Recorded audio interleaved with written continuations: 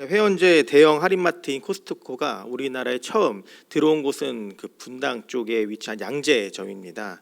양재점에 처음 코스트코가 들어왔을 때 이곳에서 사람들이 절도를 한 범죄의 건수가 다른 인근 마트보다 14배 정도 가까이 컸다라고 합니다. 그 이유가 무엇일까요?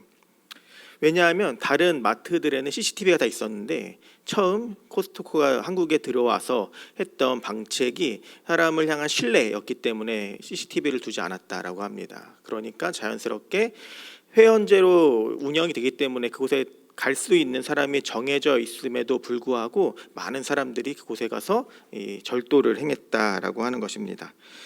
경찰 관계자가 그 중에서 사람들을 잡아내서 그 사람들에게 질문했죠. 왜 이렇게 많은 절도를 행했느냐라고 이야기했을 때 감시가 소홀했기 때문이다라고 하는 응답이 가장 많았다라고 합니다. 절도 피해자는 내가 감시를 받지 않고 있다라고 하는 생각으로 인해서 내가 그곳에서 자연스럽게 물건을 훔쳤다라고 이야기했습니다. 그들은 하나같이 일정의 그 연회비를 감당하지 못하는 사람들이 아니었습니다. 그들은 일정의 소득을 갖고 있는 사람들이었고 평범한 사람들이었습니다. 그럼에도 불구하고 누군가 나를 지켜보지 않는다라고 하는 것에 감시가 소홀하다라고 느끼게 되었고 견물생시명 절도를 저지르게 됐던 것이죠. 사람들에게 있어 CCTV라고 하는 것은 누군가 나를 지켜보고 있다라고 하는 경각심을 갖게 합니다. 요즘에 범죄가 일어나면 거의 대부분 다 잡힌다라고 하죠. 왜냐하면 CCTV가 있기 때문에 그렇습니다. 많은 사람들이 CCTV를 두려워하고 경계하고 있는 모습이 일반적인 모습인데 오늘 본문의 말씀에서 보게 되면 여호수아서에 처음 이스라엘 백성들은 하나님께서 우리와 함께 하신다라고 하는 언약궤와 함께하면서 하나님이 이 땅 가운데서 나를 지켜주실 것이다 라고 하며 가나안을 약속의 땅으로 믿고 믿음으로 걸어 나아갑니다. 그것이 지난 금요 예배 때 우리가 봤던 여리고 전투에서 명명백백하게 드러났죠. 하나님을 오직 의지하며 그 믿음의 길을 걸어 나아갔을 때 하나님께서 그들에게 큰 승리를 보장하는 모습을 보게 되었습니다. 그런데 오늘 본문을 보게 되면 마치 CCTV가 없는 코스트코에서의 모습처럼 이스라엘 백성들이 무너져 내리는 모습이 바로 기록되어 있습니다. 어떻게 한 장 사이에 이러한 모습이 기록되어 있는가 우리 본문의 말씀 가운데 보도록 하겠습니다. 여호수아 7장의 앞장인 6장은 여리고와의 전쟁에서 하나님이 그들과 함께 하시는 모습 속에서 이 땅에 크고 선하신 하나님의 능력이 드러나게 됩니다. 그래서 이 땅에 있는 많은 사람들이 하나님의 능력을 두려워하고 떨고 이스라엘 백성들의 믿음의 행진 가운데 모든 가나안에 있는 족속들이 두려워하고 있는 모습이 됩니다. 그로 인하여서 이스라엘 백성들에게는 인간의 이해와 세상의 원리를 뛰어넘는 하나님에 대한 신뢰감이 그들의 삶 가운데 채워지게 되었고 이스라엘 백성들의 명성은 온 땅 가운데 드러나게 됩니다. 우리 여호수아 6장 27절의 말씀 한번 다 같이 보도록 하겠습니다. 여호와께서 여호수아와 함께 하시니 여호수아의 소문이 그 온 땅에 퍼지니라 라고 되어 있습니다. 바로 하나님이 함께 하심을 통하여서 온 땅 가운데 복음이 전해지는 것, 이것이 이스라엘 백성들을 통해 하나님께서 세상의 많은 사람들에게 하나님의 살아계심을 증거하는 모습일 뿐만 아니라 오늘날에도 동일하게 하나님께서 우리와 함께 하심으로 복음이 증거되게 하는 역사의 모습이 됩니다. 하나님께서는 이스라엘 백성들을 선택하신 목적이 바로 이것이죠. 복음을 이 땅 가운데 그들의 삶을 통해 증거하는 것. 이것 또한 우리의 모습과 닮아 있습니다. 우리도 하나님이 우리를 하나님의 백성으로 삼으신 이유는 우리의 삶을 통해 하나님의 살아계심을 이 땅 가운데 증거하고 복음을 증거하라라고 우리를 선택하신 것이죠. 이제 하나님께서 그들과 함께 하신다라고 하는 이러한 소문이 가나안 땅 전역으로 퍼져 나가게 됩니다. 이로 말미암아 가나안에 원래 살고 있던 원주민들, 가나안 7족속들은 전의를 상실하게 되었고 여리고 성에서의 승리의 모습은 하나님이 이스라엘 백성들과 함께 하신다라고 하는 명확한 증거가 되어서 이스라엘 백성들의 발걸음을 더욱 가볍게 하였습니다. 이스라엘 백성들이 가나안 땅으로 한 걸음 한 걸음 내딛는 발걸음들은 마치 장밋빛 미래가 보장된 것처럼 그들은 의기양양하게 확신에 차서 그 길을 걸어갑니다. 그러나 오늘 본문을 보게 되면 우리가 전혀 예상하지 못한 상황이 전개되고 있습니다. 승승장구하고 파죽지세로 가나안 땅을 향해 나아가던 이스라엘 백성들이 지금 어이없는 패배를 당하고 마는데요. 그 패배가 충격적인 이유는 여리고 성보다 규모가 훨씬 적은 아이 성에서의 전쟁에서 그들이 패배했고, 또한 패배해서 끝나는 것이 아니라 그들에게는 사상자가 나는 결과도 그들의 삶 가운데 나오게 됩니다. 이스라엘 백성들에게 왜 이런 결과가 발생하게 됐을까요? 바로 아간이라고 한 사람이 눈에 보이지 않는 하나님을 두려워하기보다 눈에 보이는 것에 집중하여 나의 유익을 쫓아 하나님께 바쳐진 물건을 그가 습득했기 때문에 이러한 결과가 나타나게 됩니다. 앞선 여리고성 전투에서 여호수아는 이스라엘로 하여금 여리고성에서 어떤 물건도 취하지 말 것을 얘기하며 금과 은 그리고 동과 철 기구를 다 여호와의 곳간에 드리라라고 이렇게 명령합니다. 그 이유는 여리고성을 정복한 그 상징성 때문인데요. 여리고성 전투는 이스라엘이 가나안 땅에서 벌인 첫 번째 전투입니다. 그리고 그 땅 가운데 하나님께서 나와 함께 하신다라고 하는 명백백한 증거가 여리고 전투 가운데 드러나게 되었고, 하나님께서 그들을 이기게 하신 가장 강력한 증거, 그리고 앞으로도 하나님께서 이스라엘 백성을 이와 같은 모습으로 인도해 나아가실 것이다 라고 하는 증거가 된 전투입니다. 그러므로 그 모든 전리품은 이 전쟁에서 승리하게 하신 분이 한 분 하나님임을 그들의 신앙으로 고백하는 그들의 모습이 되어야 했습니다. 하나님께서 여리고성 정복이 하나님의 인도하심으로, 하나님께서 승리케 하심으로 우리가 이기게 되었다라고 하는 신앙의 표현이 바로 이스라엘 백성들이 전리품을 모두 하나님을 위해 드리는 것이 되어야 했습니다. 우리는 하나님이 우리의 삶에 이루신 일들을 찬양하며 하나님 안에 사는 것이 하나님의 자녀로서 이 땅을 살아가는 우리의 모습이 될 텐데요. 여리고성에서 많은 이스라엘 백성들은 하나님이 어떻게 가나안 땅에서 우리를 인도해 가시고 이 가나안 땅을 우리에게 주실 것이다 라는 것을 여리고 성 전투에서부터 알게 되었습니다. 그러나 구원의 시작도 중요하지만 거기에 모든 것이 다 들어있지는 않습니다. 구원 이유도 중요하다라는 것을 우리는 알아야 합니다.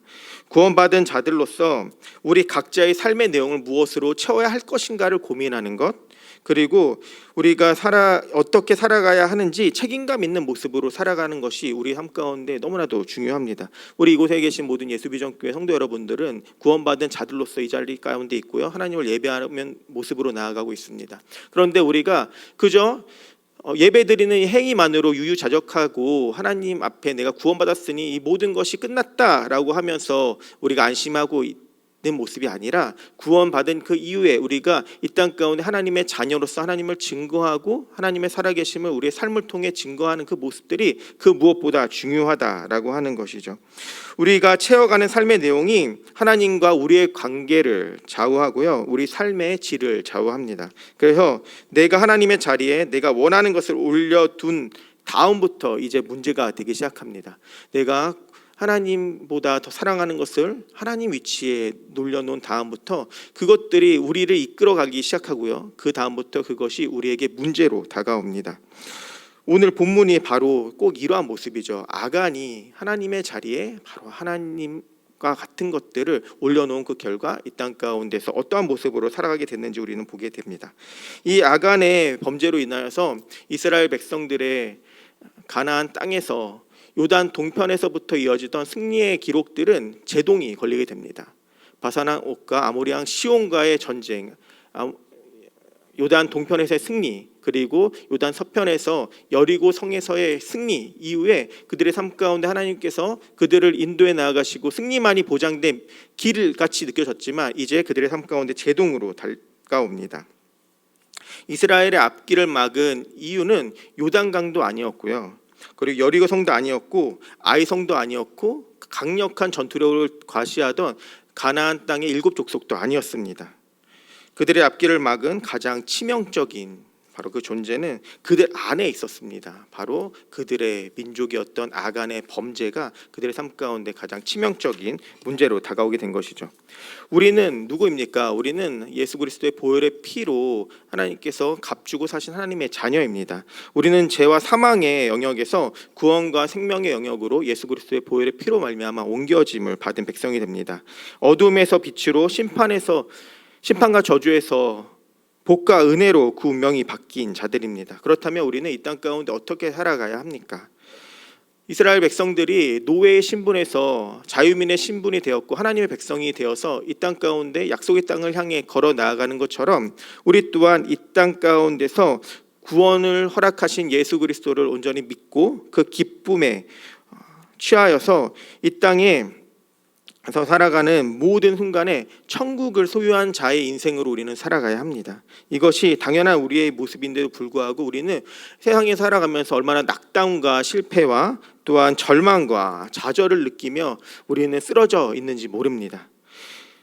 그 이유는 무엇일까요? 세상이 너무 강해서 우리가 그들을 도저히 이길 수 없기 때문에 우리는 쓰러져 있는 것일까요? 하나님의 힘이 약해서일까요? 더 이상 하나님께서는 우리를 도와줄 수 없는 분이기 때문에 우리가 아무리 기도해도 우리의 소리를 들어주지 않기 때문에 우리가 쓰러져 있는 것일까요? 원인은 우리에게 있습니다. 바로 아간의 범죄가 우리 안에도 있기 때문이죠. 아간이 훔친 두 가지 물건은 성경은 이렇게 기록하고 있습니다. 우리 여호수아 7장 21절의 말씀을 한번 보도록 하겠습니다. 다 같이 읽겠습니다. 내가 노략한 물건 중에 시날산의 아름다운 외투 한 벌과 은 200세겔과 그 무게가 50세겔 되는 금덩이 하나를 보고 탐내어 가졌나이다. 보소서 이제 그 물건들을 내 장막 가운데 땅속에 감추었는데 은은 그 밑에 있나이다 하더라. 아간이 훔친 두 종류의 그 가나안 땅에서의 물건들은 가나안 땅을 지배하는 세상적 가치와 또 대표적인 정신들입니다. 시날산의 외투는 세속주의를 의미하고요. 금과 은은 물질주의를 상징하는 물건들입니다. 멋있어 보이는 시날의 외투가 우리의 눈을 유혹합니다. 동일하게 우리의 삶 가운데 하나님으로부터 우리의 눈을 거두고 세상을 바라보게 하는 아주 매혹적인 것들이 바로 시날의 외투라고 하는 상징으로 우리에게 다가옵니다. 금과 은이 우리가 붙들어야 할 가치들을 왜곡합니다. 바로 이 땅 가운데 우리가 살아갈 때 가장 중요하다라고 금과 은, 그러니까 그 재물을 떠올리며 우리는 그것들을 쫓는 인생으로 전락해 버렸습니다.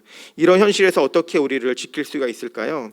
세상의 가치보다 더욱 보배롭고 존귀한 하나님께 시선을 우리가 두는 것, 하나님께서 우리에게 말씀하실 때 우리가 귀를 열고 하나님의 말씀 가운데 순종하는 것이 우리 삶 가운데 그 무엇보다 중요하다라고 할 수 있습니다.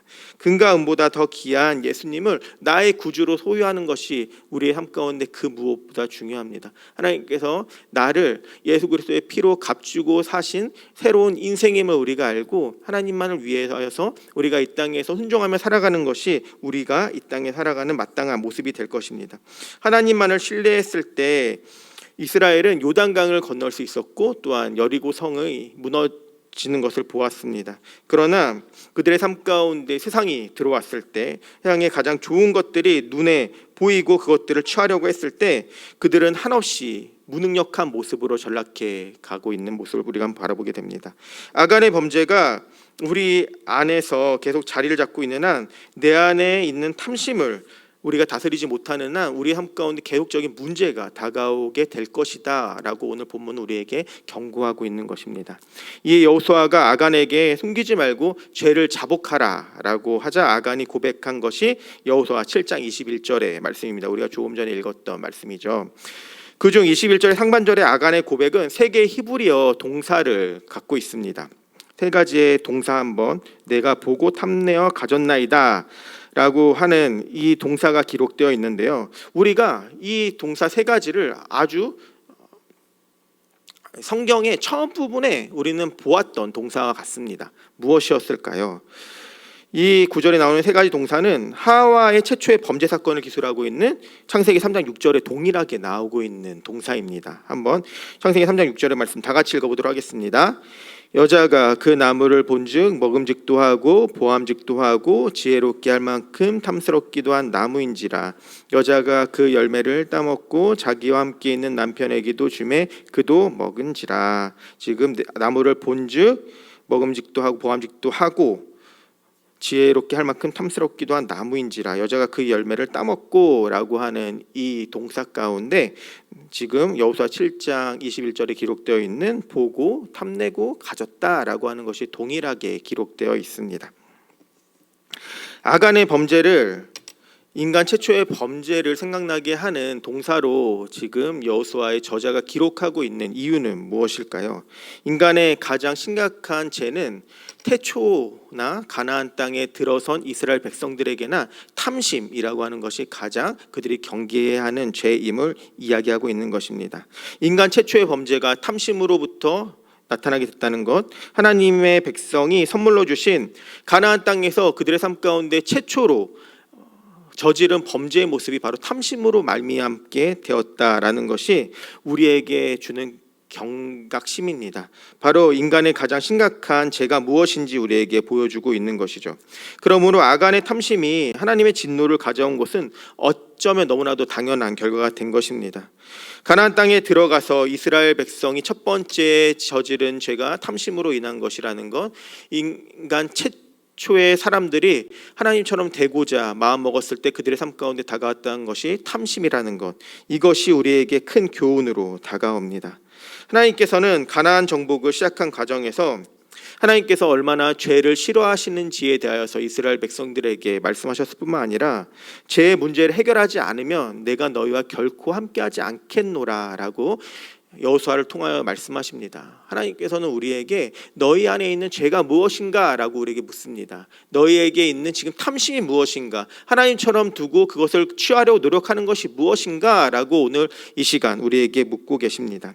이를 경계하지 않으면 우리도 지금 아간과 같이 쓰러지고 무너질 수밖에 없는 인생으로 전락하게 될 것입니다. 하나님께서는 이스라엘 백성들이 이와 같은 모습을 경계하고 이와 같은 모습 가운데서 벗어나라 라고 하는 목적을 가지고 아골 골짜기에서 아간을 심판하십니다. 그리고 그 위에 돌 무더기를 쌓아서 죄의 결과가 얼마나 끔찍한 것인가를 이스라엘 백성들에게 보게 하십니다.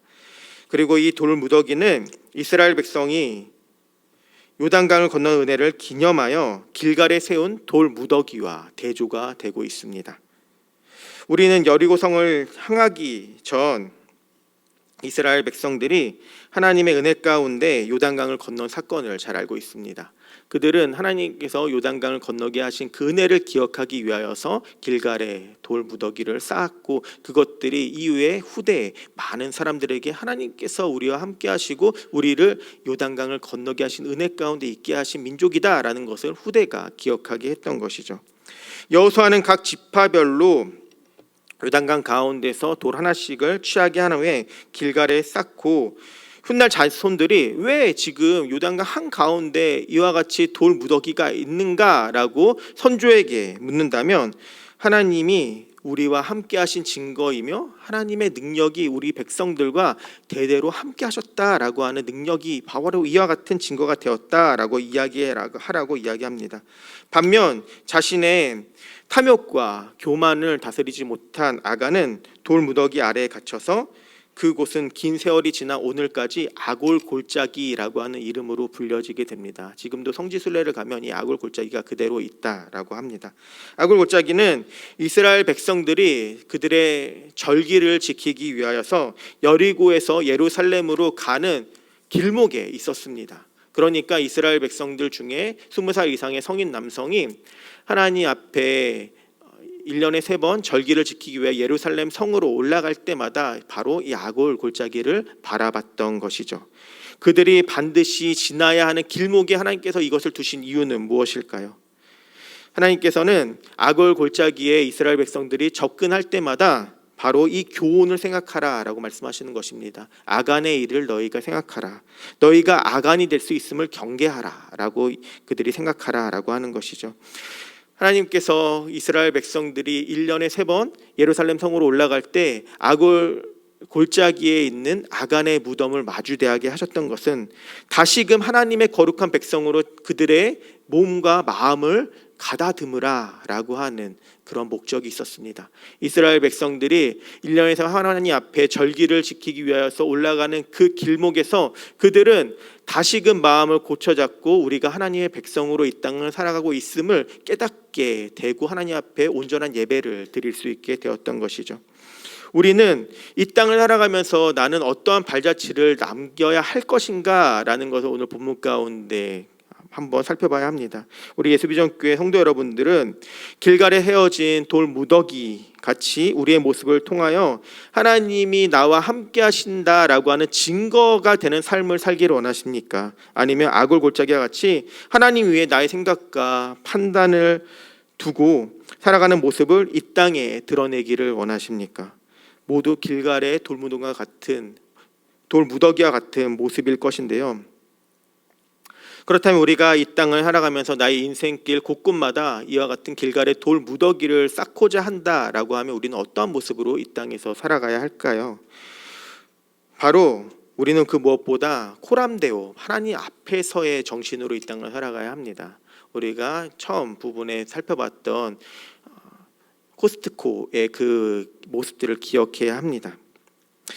혼자 있는 순간은 단 한순간도 없음을 우리는 기억해야 합니다. 하나님께서 우리를 눈동자처럼 보호하시고 보고 계시다라는 것을 우리는 한시도 잊지 말고 이 땅을 살아가야 한다라고 하는 것이죠.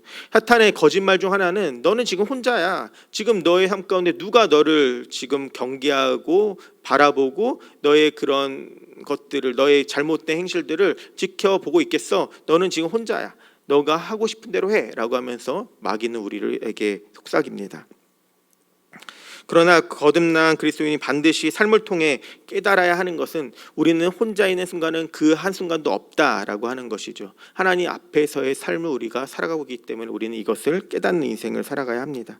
우리 모두는 각자의 삶의 자리에 있다 보니 분주함으로 인하여서 내가 하나님 앞에서 잘 살고 있는지 매일 자각하며 살아가지 못하는 게 우리의 현실입니다. 그런데 우리는 그때마다 성경을 들춰서 이 아간 사건을 들여다보길 소망합니다. 우리가 맞서 싸워야 될 하나님 나라의 대적이 우리 존재 바깥에 있는 것이 아니라 우리 안에 있음을, 우리 안에 있는 탐심 가운데 하나님의 자리에 나의 가장 소중한 것을 올려놓는 그 순간부터 우리가 바로 아간의 모습과 같이 이 땅을 살아가는 것임을 우리는 잊지 말고 이 땅을 살아가야 합니다. 이기심과 탐욕에 지배를 받고 있는 나 자신이 하나님 나라의 대적자가 될 수 있음을 늘 경계하면서 이 땅을 살아가야 한다라고 하는 것이죠. 그러므로 우리는 늘 경계함으로 하나님이 허락하신 우리의 시간 가운데 나를 점검하고 하나님과 동행하는 시간을 확보해 나아가야 합니다. 하나님이 우리를 늘 바라보시는 그 시간들, 우리가 말씀을 통해 하나님을 바라보고 기도를 통해 하나님과 대화하고 말씀과 기도 생활을 통하여서 날마다 하나님 앞으로 더욱더 가까이 나아갈 때 그것이 바로 하나님 앞에서 우리가 온전히 살아가는 모습이 될 것입니다. 우리 예수비전교회 모든 성도 여러분들, 지금 우리는 가을 특세 가운데 있죠. 가을 특세 가운데 매 새벽마다 새벽을 깨우고 하나님 앞으로 나와 말씀과 기도로서 이 시간들을 우리는 갖고 있습니다.